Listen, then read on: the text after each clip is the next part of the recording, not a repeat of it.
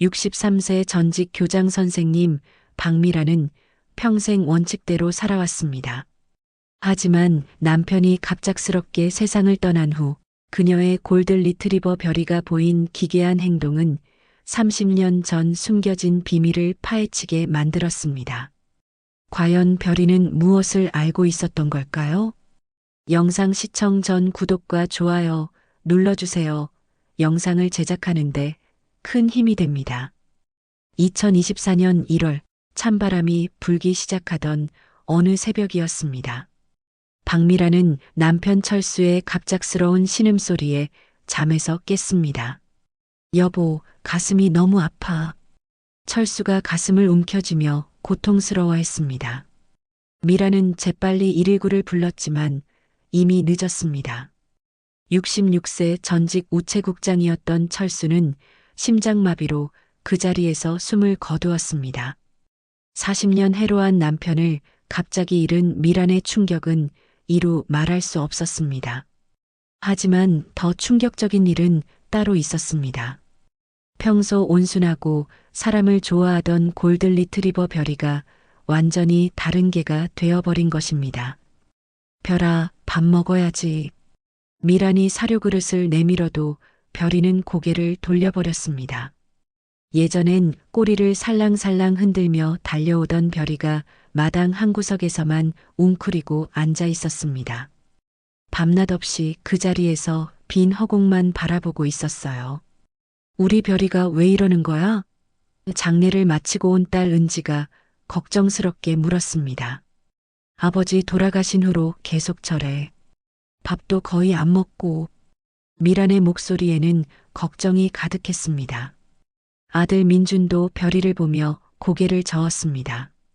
형 때도 개들이 주인 잃으면 이렇게 된다고 하던데 시간이 지나면 괜찮아지겠죠? 하지만 미라는 뭔가 다르다는 느낌을 지울 수 없었습니다. 철수가 생전에 자주 하던 말이 떠올랐습니다. 별이는 정말 특별한 개야. 사람 마음을 너무 잘 알아. 그때는 그냥 별이를 아끼는 마음에서 한 말인 줄 알았는데 지금 생각해보니 정말 특별한 무언가가 있는 것 같았습니다. 더욱 신기한 건 철수와 별이의 특별한 관계였습니다. 매일 아침 6시 철수는 어김없이 별이와 산책을 나갔습니다. 우리끼리만 아는 비밀이야. 철수가 별이 귀에 뭔가를 속삭이는 모습을 여러 번 봤지만 미라는 그냥 애교로 여겼습니다. 동네 부녀회장 정숙희가 찾아왔습니다. 미란이, 별이 혹시 아픈 거 아니야? 우리 때 개들은 주인 죽으면 따라 죽는다던데. 정숙희의 불길한 말에 미라는 더욱 불안해졌습니다. 그런 소리 하지 마요. 별이는 괜찮을 거예요. 하지만 별이의 상태는 날이 갈수록 심각해졌습니다. 7살이던 별이의 체중은 눈에 띄게 줄어들었고 윤기 흐르던 황금빛 털은 거칠어졌습니다. 미라는 급히 동물병원을 찾았습니다. 특별한 이상은 없어 보이는데요. 수의사의 말에 미라는 답답했습니다. 그럼 왜 이러는 거죠? 아마 스트레스성 우울증 같습니다. 시간이 해결해 줄 거예요. 하지만 시간이 지나도 별이는 전혀 나아지지 않았습니다. 오히려 더 심해졌어요. 가끔씩 하늘을 보고 길게 울부짖는데 그 소리를 들으면 미란의 가슴도 먹먹해졌습니다. 마치 철수를 부르는 것 같았거든요. 철수의 유품을 정리하던 중 미라는 책상 서랍에서 중요한 것이라고 쓰인 봉투를 발견했습니다. 하지만 그때는 단순한 보험 서류인 줄 알고 대충 다른 서류들과 함께 상자에 넣어두었습니다. 그것이 얼마나 중요한 단서가 될지 미라는 상상도 못했습니다. 과연 별이는 무엇을 알고 있는 걸까요? 그리고 철수가 숨겨둔 그 봉투 안에는 어떤 비밀이 들어있을까요? 별이의 이상한 행동은 단순한 그리움이 아니었습니다. 매일 오후 3시만 되면 별이는 뒷마당 감나무 아래로 가서 땅을 킁킁거리며 무언가를 찾았습니다. 그런데 이상하게도 이웃들은 철수가 바로 그 시간에 누군가와 중요한 통화를 했다고 증언했습니다. 과연 철수는 누구와 무슨 이야기를 나눈 걸까요? 10월에 접어들면서 별이의 상태는 더욱 심각해졌습니다. 미라는 하루에도 몇 번씩 별이를 확인했지만 개선의 기미는 전혀 보이지 않았습니다. 수의사도 고개를 저을 뿐이었어요. 그런데 이상한 패턴을 발견했습니다. 별이는 하루 종일 마당 한 구석에 웅크리고 있다가도 오후 3시만 되면 어김없이 뒷마당으로 향했습니다. 정확히 감나무 아래 특정 지점에서 코를 바닥에 대고 킁킁거리며 뭔가를 찾는 듯한 행동을 보였어요. 별아, 거기서 뭘 하는 거야? 미란이 다가가면 별이는 잠시 멈췄다가 다시 같은 행동을 반복했습니다. 마치 그 땅 밑에 무언가 중요한 게 있다고 확신하는 것처럼요. 이웃집 할머니 김순자가 담장 너머로 말을 걸어왔습니다. 미란이, 별이가 또 그러네. 참 신기해. 철수 씨가 살아계실 때도 매일 오후 3시면 저기서 전화 받으셨는데. 네, 전화요? 미라는 깜짝 놀랐습니다. 그럼 매일 같은 시간에 저 감나무 아래서 누군가랑 통화하셨어. 목소리가 꽤 진지하던데 뭔가 중요한 일이었나 보더라고. 순자 할머니의 말에 미라는 의아했습니다. 철수가 왜 집안이 아니라 감나무 아래에서 전화를 받았을까요? 그날 저녁 미라는 철수의 휴대폰을 다시 살펴봤습니다. 통화 목록을 자세히 보니 김 사장이라는 이름으로 저장된 번호가 자주 등장했습니다. 그것도 대부분 오후 3시경이었어요. 김 사장이 누구지? 미라는 그 번호를 알아보려 했지만 뜻밖의 어려웠습니다. 더 이상한 건 별이의 반응이었습니다. 별이는 감나무 아래에서만 유독 예민한 모습을 보였어요. 다른 곳에서는 무기력하다가도 그곳에만 가면 귀를 쫑긋 세우고 땅을 파려는 듯한 행동을 보였습니다. 별이가 뭘 아는 것 같지 않아? 은지가 주말에 내려와서 별이를 보며 말했습니다. 엄마, 아버지가 혹시 뭔가 숨기고 계신 건 아니었을까요? 그런 소리 하지 마. 아버지가 뭘 숨기겠어. 미라는 단호하게 말했지만 속으론 의심이 생기기 시작했습니다. 민준도 전화로 걱정을 표했습니다. 엄마, 별이 때문에 너무 스트레스 받지 마세요. 혹시 모르니까 아버지 유품을 한 번 더 정리해 보는 게 어떨까요? 유품을 왜 또 뒤져? 이미 다 정리했는데. 미란의 목소리에는 짜증이 섞였습니다. 동네 사람들도 하나둘 별이의 이상한 행동에 대해 이야기하기 시작했습니다. 부녀회장 정숙희는 기다렸다는 듯이 찾아왔어요. 미란이, 별이가 혹시 뭔가 알고 있는 거 아니야? 걔들이 사람보다 영적인 감각이 뛰어나다잖아. 영적인 감각이 뭐예요? 그냥 아픈 거죠. 미라는 불쾌한 기색을 숨기지 않았습니다. 평생 합리적으로 살아온 그녀에게 이런 미신적인 이야기는 받아들이기 어려웠어요. 하지만 마음 한편으론 궁금했습니다. 철수가 매일 오후 3시에 감나무 아래서 누구와 무슨 이야기를 했을까? 그리고 왜 별이는 하필 그 시간, 그 장소에서만 이상한 행동을 보이는 걸까? 어느 날 밤 미라는 잠을 이루지 못하고 창문으로 마당을 내려다봤습니다. 달빛에 비친 별이가 또다시 감나무 아래에 앉아 있었어요. 고개를 하늘로 들고 작게 끙끙거리는 소리가 들렸습니다. 그 모습이 너무나 애처로워서 미란의 눈에는 눈물이 맺혔습니다. 철수야, 별이가 도대체 뭘 알고 있는 거니? 미라는 남편의 영정을 보며 중얼거렸습니다. 하지만 영정 속의 철수는 평소와 같은 온화한 미소만 보여줄 뿐이었어요. 과연 철수가 숨긴 비밀이 정말 있는 걸까요? 그리고 별이는 왜 그토록 감나무 아래를 파고 싶어 하는 걸까요? 일주기 성묘날 별이는 1년 만에 처음으로 활기를 보였습니다.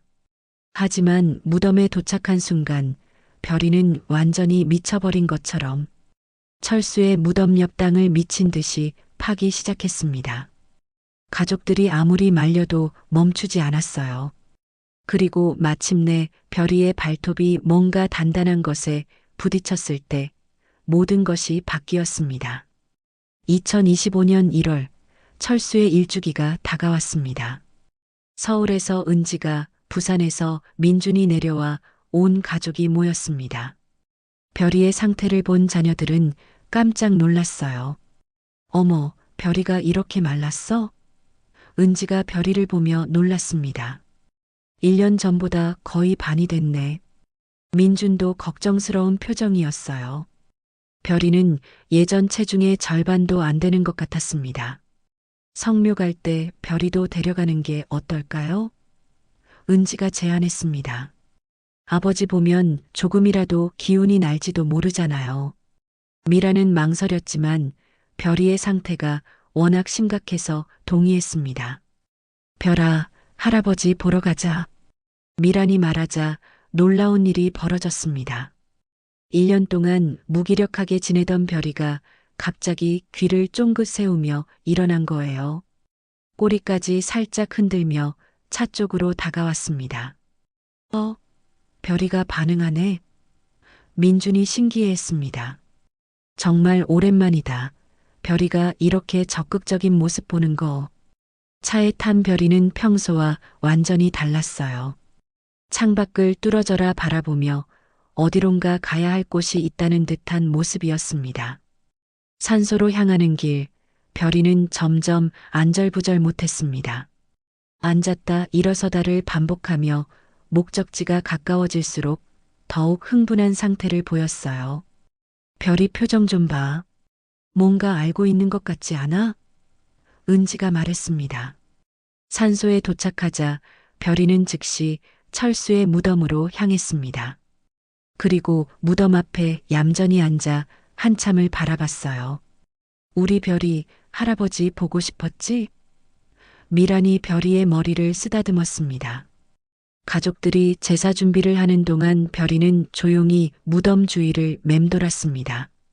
하지만 뭔가 다른 것을 찾는 듯한 모습이었어요. 코를 킁킁거리며 무덤 옆 땅을 살펴보더니 갑자기 특정 지점에서 멈춰 섰습니다. 별아, 뭐 하는 거야? 미란이 별이를 부르는 순간이었습니다. 별이가 갑자기 앞발로 땅을 긁기 시작한 거예요. 처음엔 가벼운 동작이었지만 점점 격렬해졌습니다. 별이야, 그만. 은지가 뛰어가서 별이를 말렸지만 별이는 전혀 멈출 기색이 없었어요. 오히려 더 미친 듯이 땅을 파기 시작했습니다. 흙이 사방으로 튀었고 별이의 발톱에서는 피가 나기 시작했어요. 이상해, 별이가 왜 이러지? 민준도 당황했습니다. 평소 온순하던 별이가 이렇게 고집을 부린 적은 한 번도 없었거든요. 가족들이 모두 달라붙어서 별이를 말렸지만 별이는 마치 무언가에 홀린 것처럼 계속 땅만 팠어요. 별이야, 제발 그만. 미란이 별이를 꽉 안고 달랬지만 소용없었습니다. 별이의 눈에는 무언가 절박한 빛이 돌고 있었어요. 마치 그 땅 밑에 반드시 꺼내야 할 무언가가 있다는 걸 아는 것처럼요. 20분 정도 지났을까 갑자기 똑 하는 소리가 났습니다. 별이의 발톱이 뭔가 단단한 것에 부딪힌 거예요. 별이는 즉시 멈춰서 구멍을 들여다보더니 가늘게 끙끙거리기 시작했습니다. 뭐가 있는 거야? 미란이 떨리는 손으로 구멍을 들여다봤습니다. 흙 사이로 검은색의 뭔가가 보였어요. 민준이 조심스럽게 흙을 더 파내자 작은 금고가 나타났습니다. 금고. 은지가 놀라서 소리쳤습니다. 아버지가 여기에 금고를 묻어 놓으셨다고?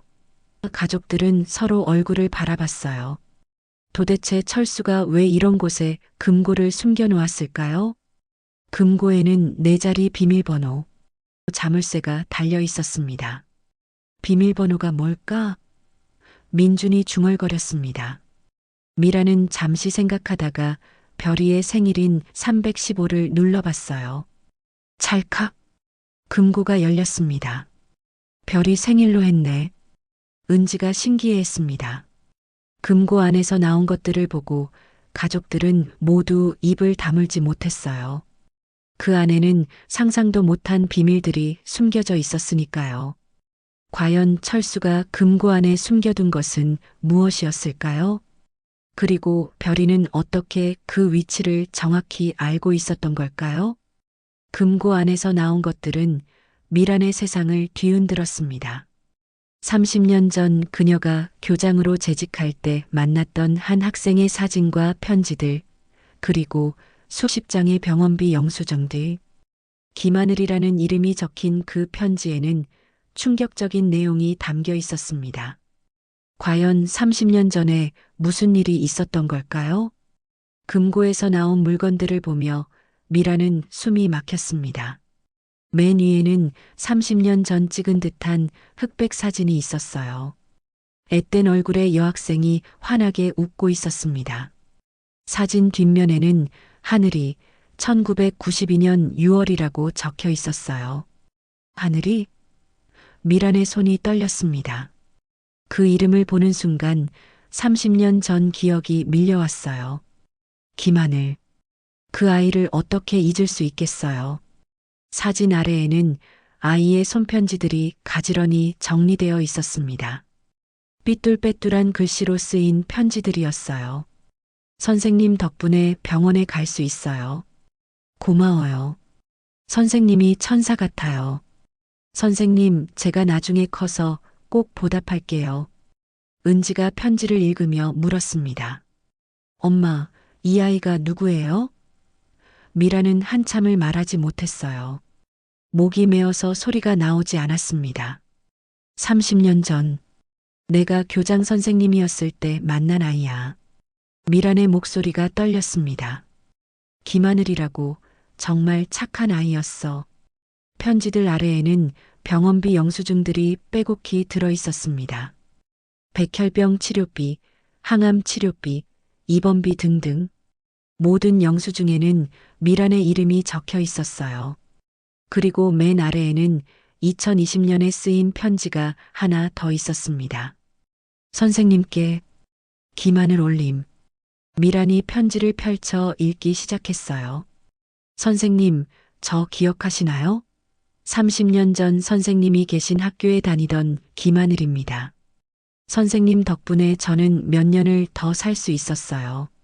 선생님이 개인적으로 병원비를 대주시지 않았다면 저는 12살에 죽었을 거예요. 미란의 눈에서 눈물이 떨어졌습니다. 계속 읽어 내려갔어요. 하지만 마지막 소원이 하나 있어요. 언젠가 선생님 곁에서 영원히 쉬고 싶어요. 선생님은 저에게 두 번째 엄마였거든요. 어머, 은지도 눈물을 흘렸습니다. 엄마가 그 아이를 그렇게 도와주셨던 거예요? 민준도 아무 말 없이 어머니를 바라봤어요. 미라는 30년 전을 떠올렸습니다. 신임 교장으로 부임한 시골 초등학교에서 만난 하늘이, 한부모 가정의 아이로 어머니가 청소일을 하며 겨우 생계를 유지하고 있었어요. 그런 하늘이가 갑자기 백혈병 진단을 받았습니다. 엄마가 돈이 없어서 치료를 못 받을 뻔했어. 미란이 중얼거렸습니다. 그래서 내가 개인적으로 병원비를 댔어. 아버지한테도 말 못하고. 왜 말하지 못했을까요? 미라는 자존심이 셌거든요. 교장 선생님으로서 학생을 도와주는 건 당연한 일이라고 생각했지만 남들이 알면 자선행위로 비춰질까봐 걱정했어요. 그래서 철수에게조차 숨겼습니다. 하지만 철수는 알고 있었던 거였어요. 아내가 매달 큰 돈을 어디에 쓰는지, 왜 하늘이네를 자주 찾아가는지 모든 걸 알고 있었습니다. 그리고 조용히 아내를 지지해줬어요. 금고 맨 아래에는 메모 하나가 더 있었습니다. 김하늘 어머니 이정미, 십철수의 필체였어요. 그리고 그 밑에는 또 다른 충격적인 메모가 적혀 있었습니다. 하늘이 마지막 소원. 선생님, 무덤 옆에 묻어달라고 함. 2020년 3월 사망. 미라는 숨이 멎을 것 같았습니다. 하늘이가 죽었다는 것도 모르고 있었는데 마지막 소원이 자신의 곁에 묻히는 것이었다니. 그리고 철수가 이 모든 걸 혼자 알고 있었던 거예요. 아버지가 이정미 씨와 계속 연락하셨나 봐. 민준이 메모를 보며 말했습니다. 그럼 아버지가 매일 오후 3시에 받던 전화가 이정미 씨였을 거야. 미란이 중얼거렸습니다. 별이는 여전히 구멍 근처에서 낑낑거리고 있었어요. 마치 더 찾을 게 있다는 듯이. 미라는 별이를 보며 깨달았습니다. 별이가 계속 감나무 아래를 파려고 했던 이유를. 철수가 매일 같은 시간, 같은 장소에서 이정미와 통화했던 이유를. 과연 하늘이는 정말 어디에 있는 걸까요? 그리고 이정미는 철수와 어떤 약속을 했던 걸까요? 30년 만에 이정미와 만난 자리에서 미라는 충격적인 진실을 듣게 됩니다. 철수가 4년 동안 매달 생활비를 보내줬다는 것, 그리고 하늘이가 정말로 철수 무덤 근처 어딘가에 묻혀 있다는 것까지. 하지만 가장 충격적인 건 따로 있었습니다. 이정미의 입에서 나온 마지막 고백은 모든 것을 뒤바꿔 놓았습니다. 미라는 떨리는 손으로 이정미에게 전화를 걸었습니다. 여보세요. 이정미 씨죠? 저는 박미란입니다. 하늘이 담임 선생님이었던 선생님. 전화기 너머로 이정미의 놀라는 목소리가 들렸어요. 어떻게 제 번호를. 철수 유품에서 연락처를 찾았어요. 혹시 시간 되시면 만나서 이야기할 수 있을까요? 미란의 목소리가 떨렸습니다. 이정미는 잠시 침묵하더니 조심스럽게 대답했어요. 네, 알겠습니다. 이틀 후 동네 카페에서 30년 만에 만난 두 여자. 이정미는 52세가 되었지만 여전히 하늘이를 닮은 눈을 하고 있었어요. 선생님, 정말 오랜만이에요. 이정미의 목소리에는 그리움과 미안함이 섞여 있었습니다. 하늘이는 언제? 미란이 먼저 물었습니다. 2020년 3월이요. 25살이었어요. 이정미의 눈에서 눈물이 흘렀어요. 선생님 덕분에 12년을 더 살 수 있었어요. 정말 감사해요. 미란도 눈물을 참을 수 없었습니다. 내가 더 도와줬어야 했는데. 아니에요, 선생님. 이미 충분히 해주셨어요. 이정미가 고개를 저었어요. 그런데 선생님은 어떻게 제 연락처를. 미라는 금고에서 발견한 것들에 대해 설명했습니다. 이정미의 얼굴이 점점 놀라는 빛으로 변했어요. 철수 아저씨가 그런 것들을 숨겨두셨다고요? 네. 그런데 이정미 씨, 혹시 우리 남편과 자주 연락하셨나요? 이정미는 잠시 망설이더니 고백했습니다. 사실 철수 아저씨가 4년 동안 저희를 도와주셨어요. 네. 미란이 깜짝 놀랐어요. 매달 생활비를 보내주시고 하늘이 병원비도 계속 대주셨어요. 그럼 매일 오후 3시에 받던 전화가 네, 안부 전화였어요. 제 근황을 물어보시고 하늘이 상태도 확인하시고. 이정미가 눈물을 닦았어요. 아저씨가 그러시더라고요. 선생님은 자존심이 세서 직접 도와드릴 수 없으니까 자기가 대신하겠다고. 미라는 가슴이 먹먹했습니다. 철수가 자신의 마음을 그렇게 잘 알고 있었다니. 그리고 30년 전 자신이 시작한 선행을 묵묵히 이어가고 있었던 거였어요. 하늘이가 마지막에 뭐라고 했어요? 미란이 조심스럽게 물었습니다. 이정미는 한참을 울다가 대답했어요.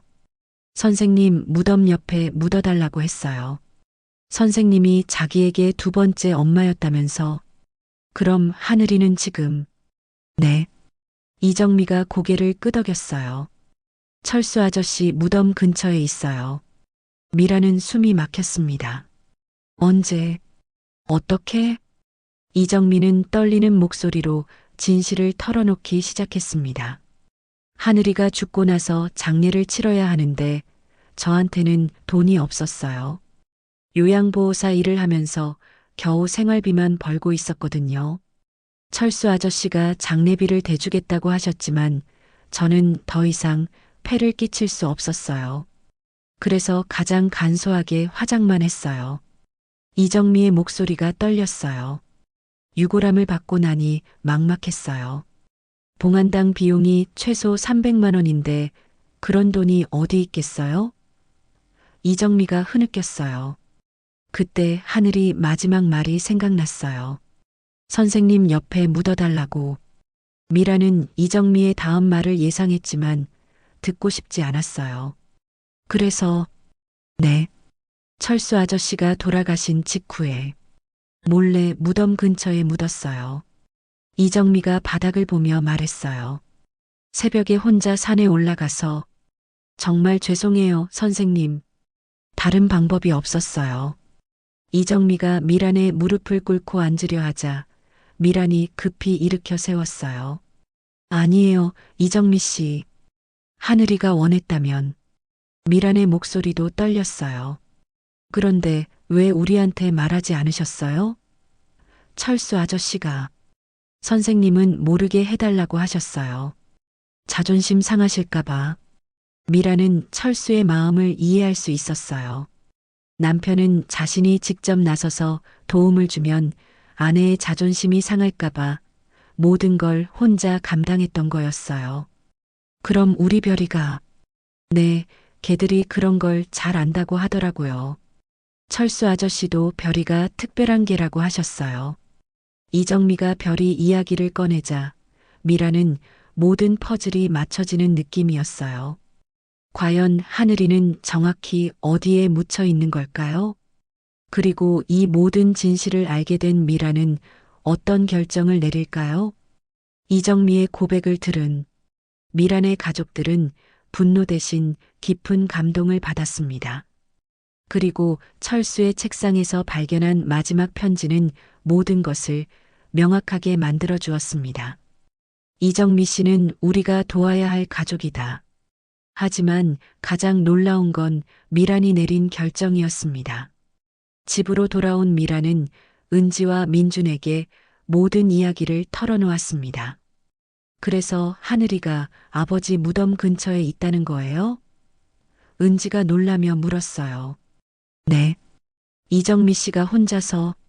민주는 잠시 생각하더니 말했습니다. 엄마, 아버지가 정말 대단한 분이셨네요. 엄마의 자존심을 지켜주시면서도 선행은 계속 이어가신 거네요. 그러게. 우리도 모르게 그런 일을. 은지의 눈에 눈물이 맺혔어요. 엄마가 그런 선생님이라서 아버지가 더 사랑했던 거 아닐까요? 미란도 눈물을 흘렸어요. 30년 전 자신이 한 작은 선행이 이렇게까지 큰 의미가 될 줄 몰랐거든요. 그런데 이정미 씨는 지금 어떻게 지내세요? 민준이 물었어요. 요양보호사 일을 하시는데 여전히 어려우신 것 같아. 혼자 사시고. 미란이 한숨을 쉬었어요. 그때 은지가 말했습니다. 엄마, 하늘이를 아버지 곁에 정식으로 모시는 게 어떨까요? 네. 하늘이도 엄마의 학생이었고 아버지도 그렇게 돌봐주셨잖아요. 이미 가족이나 마찬가지예요. 민준도 동의했어요. 맞아요. 그리고 이정미 이모님도.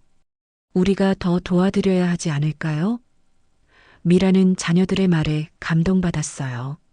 자신들도 모르는 사이에 아이들이 이렇게 따뜻한 마음을 가지게 되었다니. 그날 저녁 미라는 철수의 책상을 다시 뒤져봤어요. 혹시 놓친 게 있나 싶어서. 그러다가 서랍 맨 뒤에서 봉투 하나를 더 발견했습니다. 미란에게라고 적힌 철수의 필체였어요. 편지를 펼쳐보니 철수의 마지막 당부가 적혀 있었습니다. 여보, 내가 먼저 가면 이 편지를 읽게 될 텐데 미안하오. 당신 몰래 많은 일을 했소. 하지만 당신이 30년 전에 보여준 그 따뜻한 마음을 나도 이어가고 싶었소.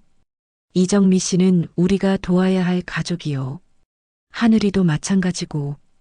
당신의 자존심을 상하게 하고 싶지 않아서 혼자 했지만 이제는 당신이 직접 나서주길 바라오. 그것이 진정한 가족의 의미라고 생각하오. 편지 마지막에는 이런 말이 적혀 있었어요. 우리 집 재산의 일부를 이정미 씨에게 나누어 주고 싶소. 당신이 30년 전에 시작한 그 선행의 마지막 완성이라고 생각해 주오. 미라는 편지를 읽고 나서 한참을 울었어요. 철수가 자신의 마음을 이렇게까지 깊이 이해하고 있었다니. 그리고 마지막까지 자신의 자존심을 지켜주려고 했다니. 다음 날 미라는 이정미에게 다시 전화를 걸었습니다. 이정미 씨, 하늘이를 우리 아버지 곁에 정식으로 모시면 어떨까요? 네. 이정미가 놀랐어요. 하늘이가 원했던 일이잖아요. 그리고 우리는 이미 가족이에요. 미란의 목소리에는 확신이 담겨 있었어요. 정말 괜찮으세요? 괜찮은 게 아니라 당연한 거예요. 그리고 이정미 씨, 우리 아버지가 마지막 소원이 있으셨어요. 재산의 일부를 당신에게 드리고 싶어 하셨어요. 미란이 철수의 편지 내용을 전해주자 이정미는 전화기 너머에서 흐느꼈어요. 안 돼요, 선생님. 이미 충분히 받았어요. 이정미 씨, 이건 우리 아버지의 유언이에요. 거절하시면 아버지가 서운해 하실 거예요. 미란의 말에 이정미는 더 이상 거절할 수 없었어요. 며칠 후 가족회의가 열렸어요. 이정미도 함께했습니다. 앞으로 우리 가족이니까 뭐든지 편하게 말씀하세요. 은지가 따뜻하게 말했어요. 이제 혼자가 아니에요. 과연 하늘이의 정식 안장은 어떻게 이뤄질까요? 그리고 새로운 가족이 된 이들의 앞날은 어떨까요? 드디어 하늘이를 철수 곁에 정식으로 모시는 날이 왔습니다. 하지만 그날 산에서 벌어진 일은 모든 사람을 놀라게 했습니다. 별이가 보여준 신기한 능력, 그리고 하늘이의 유골함에서 발견된 마지막 편지까지. 이 모든 것이 우연의 일치일까요? 아니면 정말 기적이었을까요? 하늘이를 정식으로 안장하는 날, 온 가족이 산에 올랐습니다. 이정미는 새벽부터 준비했어요. 하얀 한복을 곱게 차려입고 하늘이가 좋아하던 하얀 국화꽃을 한아름 준비했습니다. 하늘아, 드디어 제대로 된 자리를 마련해 줄게. 이정미가 꽃을 바라보며 눈물을 흘렸어요. 엄마가 미안해. 이제야 이렇게. 미란이 이정미의 어깨를 가만히 두드렸습니다. 별이도 그날은 특별했어요. 평소와 달리 아침 일찍부터 깨어나서 몸단장을 하는 것 같았어요. 털도 할아서 정리하고 차분한 모습이었습니다. 별이도 오늘이 중요한 날인 걸 아는 것 같네. 민준이 말했어요. 산에 도착해서 철수의 무덤을 확인하니 신기한 일이 벌어져 있었어요. 무덤 주변에 작은 들꽃들이 가득 피어 있었습니다. 작년에는 없던 꽃들이었어요. 이 꽃들은 언제? 은지가 놀라며 물었어요. 자연적으로 피어난 것 같네요. 정말 예뻐요. 이정미가 감탄했어요. 마치 하늘이가 우리를 맞이하기 위해 준비해 놓은 것 같아요. 미란도 신기했어요. 정말 누군가 일부러 심어 놓은 것처럼 예쁘게 피어 있었거든요. 이정미는 먼저 철수의 무덤 앞에 절을 올렸습니다. 아저씨, 정말 감사했어요. 하늘이를 이렇게 좋은 곳에 모실 수 있게 해주셔서. 목소리가 떨렸어요. 그 다음 하늘이가 묻힌 곳을 찾아야 했어요. 이정미가 기억을 더듬어 보니 철수 무덤에서 약 2미터 떨어진 큰 소나무 아래였습니다. 여기쯤인 것 같아요. 이정미가 가리켰어요. 그런데 놀라운 일이 벌어졌습니다. 별이가 갑자기 그 지점으로 다가가더니 정확히 한 곳을 가리키며 앉은 거예요. 그리고 작게 끙끙거리며 땅을 보더니 가족들을 돌아봤습니다. 별이가 위치를 알려주는 것 같아요. 민준이 신기해했어요.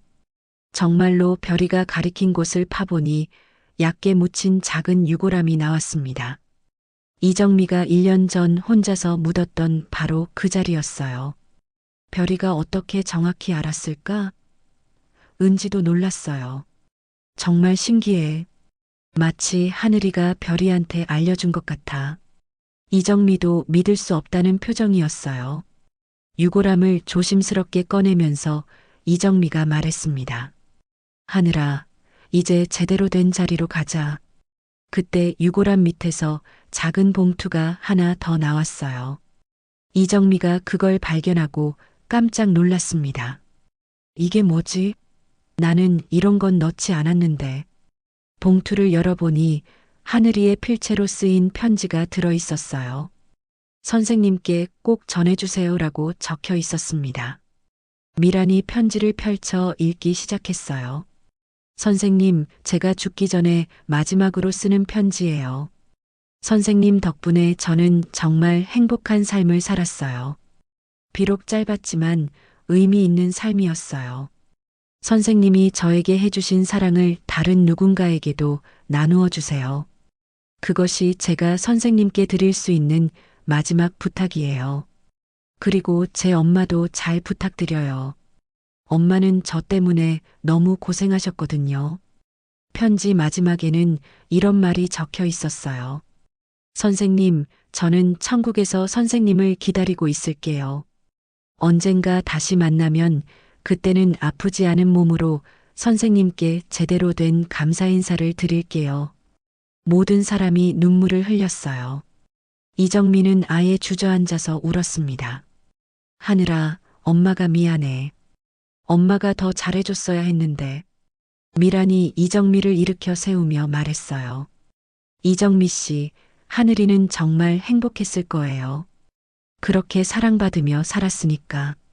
이제 하늘이를 새로운 자리에 모실 차례였어요.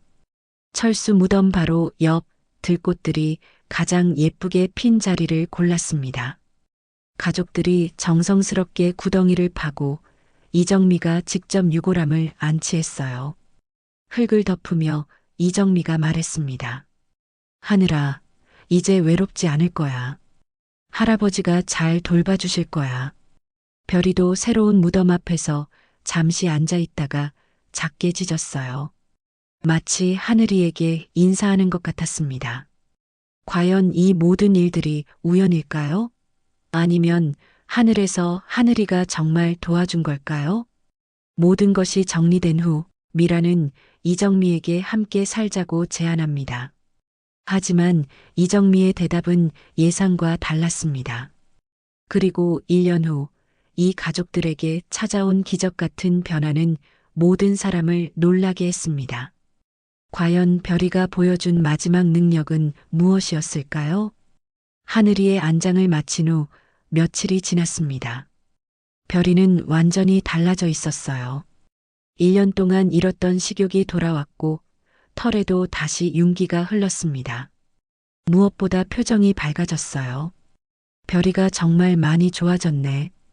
은지가 별이를 보며 기뻐했어요. 이제야 마음의 짐을 내려놓은 것 같아. 민준도 동의했습니다.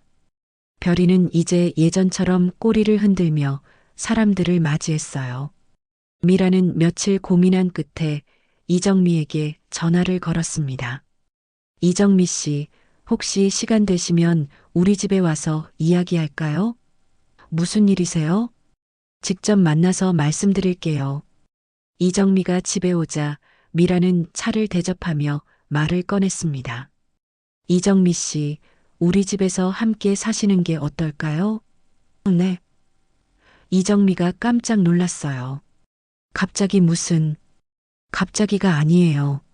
사실 며칠 전부터 생각하고 있었어요. 미란이 진지하게 말했어요. 이정미 씨도 혼자 사시기 외로우실 테고 저도 혼자 사는 게 쓸쓸해요. 그리고 우리는 이미 가족이잖아요. 이정미는 망설였어요. 선생님께 폐가 될까봐. 폐가 무슨요? 가족이 무슨 패예요? 미란이 손을 잡으며 말했어요. 철수도 그걸 원했을 거예요. 그리고 하늘이도. 정말 괜찮으세요?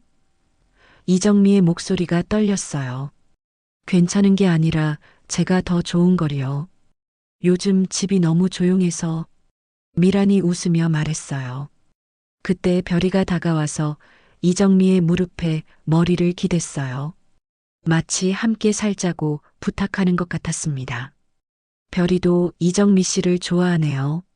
미란이 말했어요. 결국 이정미는 미란의 집으로 이사 오기로 했습니다. 짐이 많지 않아서 이사는 간단했어요. 그런데 신기한 일이 또 벌어졌습니다. 이정미가 집에 오자마자 별이가 이정미를 특별히 따르기 시작한 거예요. 별이가 왜 저만 따라다니죠? 이정미가 신기해했어요. 아마 하늘이 냄새를 기억하는 것 같아요. 미란이 말했어요. 걔들이 그런 걸 잘 안다고 하잖아요. 정말로 별이는 이정미가 어디를 가든 따라다녔어요. 이정미가 청소를 하면 옆에서 지켜보고 요리를 하면 부엌 앞에서 기다렸습니다. 마치 하늘이가 별이를 통해 엄마를 지켜주는 것 같았어요. 2달 정도 지난 후 동네 부녀회 모임이 있었습니다. 부녀회장 정숙희가 미란에게 물었어요. 미란이 집에 누구랑 같이 살아? 이정미 씨라고, 제가 예전에 가르쳤던 학생의 어머니예요. 아, 그래. 그런데 혈육도 아닌 사람이랑 같이 사는 게 불편하지 않아? 정숙희의 말에 미라는 당당하게 대답했어요. 혈육이 뭐가 중요해요?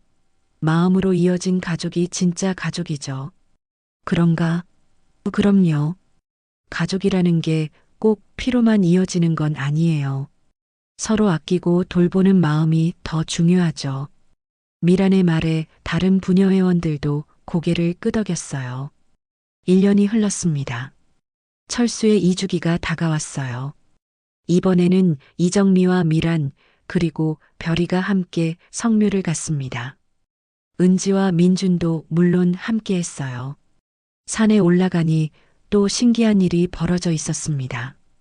철수와 하늘이의 무덤 주변에 작년보다 더 많은 들꽃이 피어 있었어요. 마치 2사람이 천국에서 행복하게 지내고 있다는 신호 같았습니다. 정말 신기해요. 매년 더 예뻐지는 것 같아요. 이정미가 감탄했어요. 하늘이가 할아버지랑 잘 지내고 있나 봐요. 미란도 웃으며 대답했어요. 별이는 이제 예전처럼 불안해하지 않았어요. 2 무덤을 차례로 돌아보더니 각각 앞에서 잠시 앉아 있다가 조용히 인사하는 듯한 모습을 보였습니다. 별이가 인사드리는 것 같네. 은지가 말했어요. 성묘를 마치고 집으로 돌아오는 길, 미라는 지난 인연을 돌이켜봤습니다. 남편을 갑자기 잃은 충격부터 시작해서 별이의 이상한 행동, 30년 전 비밀의 발견, 그리고 새로운 가족과의 만남까지 정말 많은 일이 있었어요. 엄마, 행복하세요? 민준이 물었어요. 응, 정말 행복해. 혼자 살 때보다 훨씬 더. 미란이 진심으로 대답했어요. 이정미와 함께 살면서 집안에 웃음소리가 돌아왔고 별이도 건강을 완전히 회복했어요. 이정미도 많이 달라졌어요. 예전에는 항상 걱정에 쌓인 표정이었는데 이제는 편안한 미소를 자주 보였습니다. 경제적 부담도 없어지고 무엇보다 혼자가 아니라는 안정감이 큰 변화를 가져왔어요. 선생님 덕분에 제가 새로운 삶을 살게 됐어요. 이정미가 자주 말했어요. 하늘이도 천국에서 기뻐할 거예요. 나도 이정미 씨 덕분에 외롭지 않아요. 정말 고마워요. 그날 저녁 3사람은 거실에서 차를 마시며 이야기를 나눴어요. 별이 보세요. 정말 행복해 보여요.